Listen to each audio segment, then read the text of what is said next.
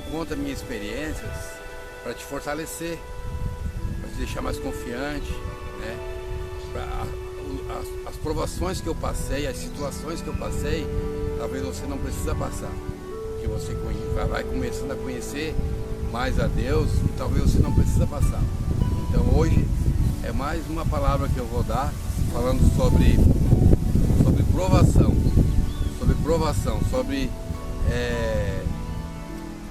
porque a palavra de Deus diz que nós precisamos ser provados para ser aprovados.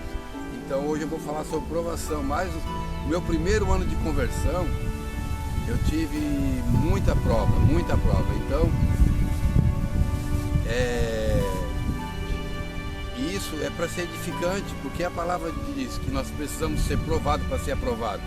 Então eu vou ler uma parte que o apóstolo Pedro falou sobre isso.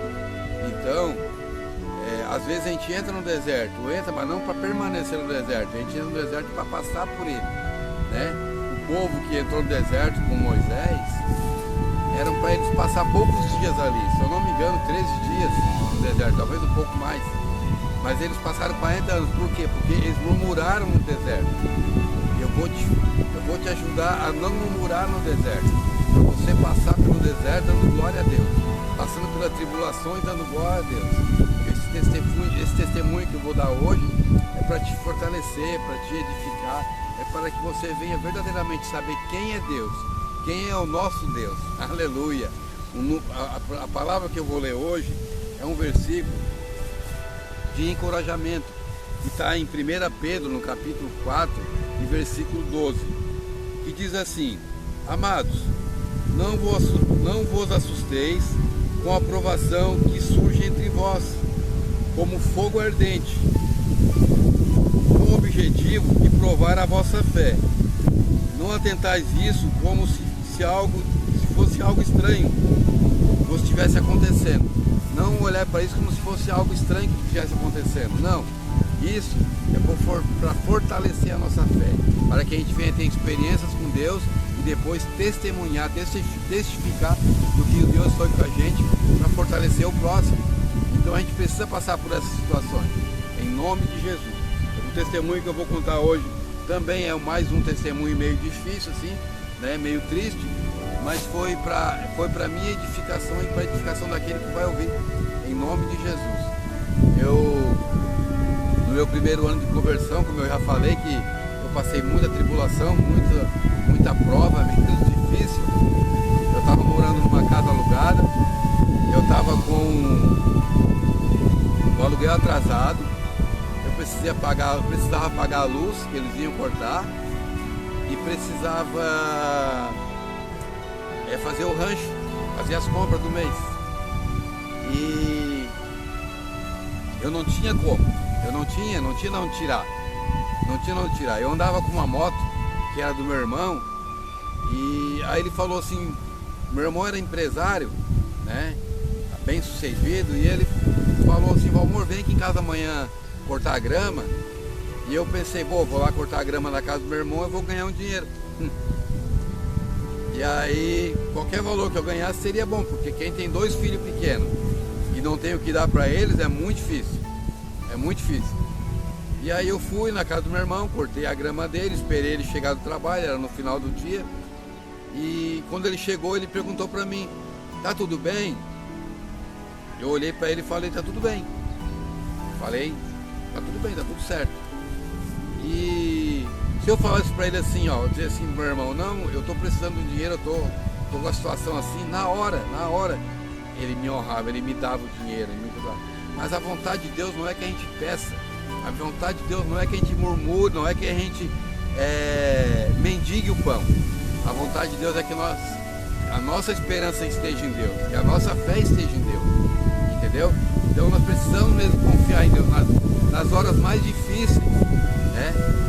O pessoal que estava com Jesus no barco, quando veio o vento, eles gritaram. Aí Jesus falou: homens de pouca fé. Então o que acontece? Nós temos que ter fé mesmo, nessas horas mais difíceis. Aí meu irmão falou isso: tá tudo bem? Eu falei: tá tudo bem. Já estava escurecendo. E aí eu peguei, embarquei na moto, ele não me deu dinheiro nenhum, eu fui embora. Só que eu fui embora muito triste, muito triste. eu fiquei muito chateado com aquilo, porque não com o meu irmão, mas com a minha situação. Não com o meu irmão, porque Deus estava me provando. E aí eu passei na frente de uma loja de um amigo, que toda vez que eu ia visitá-lo, ele pedia um dinheirinho para comprar um pão, para comprar um picolé. Ele era um cara que nunca tinha dinheiro, ele vendia uns móveis, uns ferro velho de máquina. E eu passei esse dia lá, já era escuro. Passei na frente da loja dele e ele estava saindo. Era umas 6 e pouquinho da tarde, estava escurecendo. Ele estava saindo de ré. E ele, como que ele me viu, né? Eu estava de capacete, não tem como me ver. Não tinha como me ver, eu passei rápido. E ele buzinou e gritou. Ele buzinou e gritou, não tem como, é uma coisa inexplicável como é que ele me viu, mas tudo bem. Eu fiz a volta e eu reclamei ainda, eu falei, o que esse incircunciso quer comigo? O que ele quer comigo? Aí eu voltei lá, fui lá e ô Valmor, faz quanto tempo que tu não me vê? Quanto tempo que a gente não se vê? E não sei o que e tal. Daí ele perguntou, tu tem alguma coisa para vender? E eu falei para ele, não tem nada. E aí continuou a conversa, daqui a pouco ele perguntou de novo, tu tem alguma coisa para vender? Eu, não tenho nada. A terceira vez que ele perguntou se eu tinha alguma coisa para vender, eu falei, tem alguma coisa aí. Aí o Espírito Santo fez eu me lembrar que eu tinha uma embreagem de um trator esteira que estava jogado atrás de uma oficina no meio do mato lá. Eu tinha essa embreagem do trator esteira. Aí ele falou pra mim, aí eu peguei e falei pra ele, olha, eu tenho uma embreagem de um trator esteira que tá jogada atrás de uma oficina lá. Aí ele falou assim, tu quer vender? Eu olhei pra ele e falei, eu quero. Se ele me oferecesse ali 10 reais ou 20 reais, eu ficaria super satisfeito. Porque era o dinheiro que eu estava precisando. Na época, eu precisava de 600 reais para pagar o aluguel, para fazer o rancho, para pagar a energia que ia cortar. Eu precisava de 600 reais, que era mais ou menos 600 dólares na época. Que era mais ou menos, valia equivalente a esse valor de 600 dólares. E eu estava precisando de 600 reais. Quando ele falou para mim, tu quer vender? Que eu falei, quero. Ele perguntou, quanto é que tu quer? Mas antes que eu abrisse a minha boca, que eu ia pedir, sei lá, 20, 30 reais, que era para comprar o leite para os meus filhos, antes que isso acontecesse, ele falou para mim assim, tu quer 800? Tu quer 800? Chegou a me dar um choque no coração assim, um choque no coração, 800 reais. Eu falei, eu quero. Aí ele falou assim, tu quer ir lá em casa buscar agora esse dinheiro? Aí eu falei para ele assim, não, eu venho aqui amanhã cedo buscar. Eu vi que era de Deus, aí eu falei, não, agora está na mão de Deus, Deus já fez mais do que eu precisava, né? Aí eu fui de manhã lá, busquei o dinheiro. E é interessante que ele nunca precisava dessa peça. Ele nunca precisou, ele nunca foi atrás.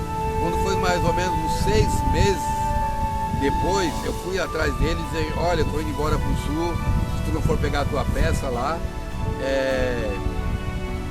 eles vão... tu vai perder, que vai estar lá jogada lá no sul, tu vai perder e tal. Daí ele me contou o seguinte, amor, quando eu comprei essa peça de ti, eu tava com a luz lá de casa para cortar. Eu tinha esquecido e eu comprei a peça tua e eles cortaram a luz lá de casa. E aí eu pensei assim, né?